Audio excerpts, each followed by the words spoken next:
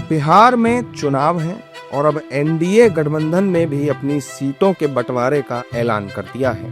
केंद्रीय मंत्री धर्मेंद्र प्रधान ने सोशल मीडिया पर पोस्ट करके ये जानकारी साझा की। उनकी पोस्ट के मुताबिक बीजेपी 101 सीटों पर चुनाव लड़ेगी, तो वहीं नीतीश कुमार की जेडीयू भी बीजेपी के बराबर 101 सीटों पर ही चुनाव लड़ेगी। खास बात यह है कि चिराग पासवान की जिद मान ली गई है और उन्हें 29 सीटें दे दी गई हैं। वहीं जीतन राम मांझी की पार्टी हिंदुस्तान अवाम मोर्चा यानी हम 6 सीट पर चुनाव लड़ेगी।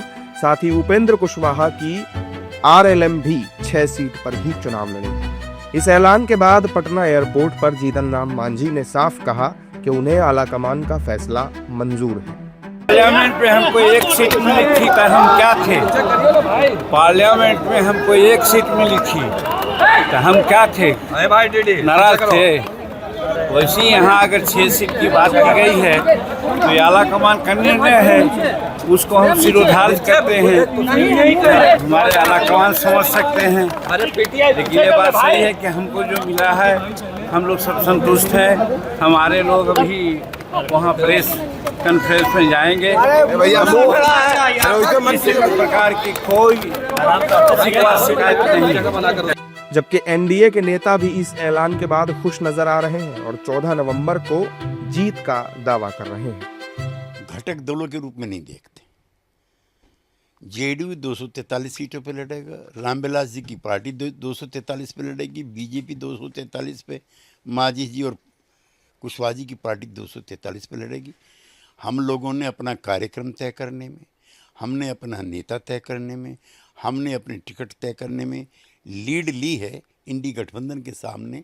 वहाँ ना नेता तय है, ना नीति तय है, ना सीटें तय हैं। और यूं भी जो पिछले 5 साल में नीतीश जी के नेतृत्व में वहाँ की सरकार ने जो काम किए हम उसके आधार पर वोट मांग रहे हैं। हम किसी माता जी को गाली दे करके, किसी मुख्यमंत्री को गाली दे करके, किसी नेता का चरित्र हनन करके वोट नहीं मांगते।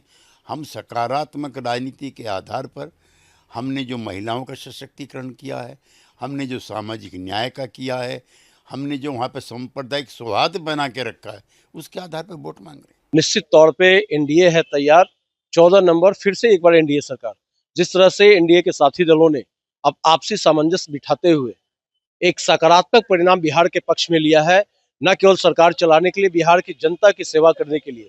और जिस तरह से जंगल राज से बिहार को नीतीश जी ने और एनडीए सरकार ने उबारा था, पुनः प्रयास होगा कि बिहार अपनी ऊंचाई को छुए। सीटों के ऐलान के साथ एनडीए महागठबंधन से आगे निकल गया है और विपक्ष के एनडीए में टूट के दावों को भी करारा झटका इससे लगा है। अभी तक महागठबंधन की सीटों का ऐलान नहीं हुआ है। हालांकि उम्मीद है कि सोमवार तक विपक्षी महागठबंधन भी अपनी सीटों का ऐलान कर देगा। अब देखना यह है कि बिहार में अब की बार किसकी सरकार, एनडीए या फिर महागठबंधन।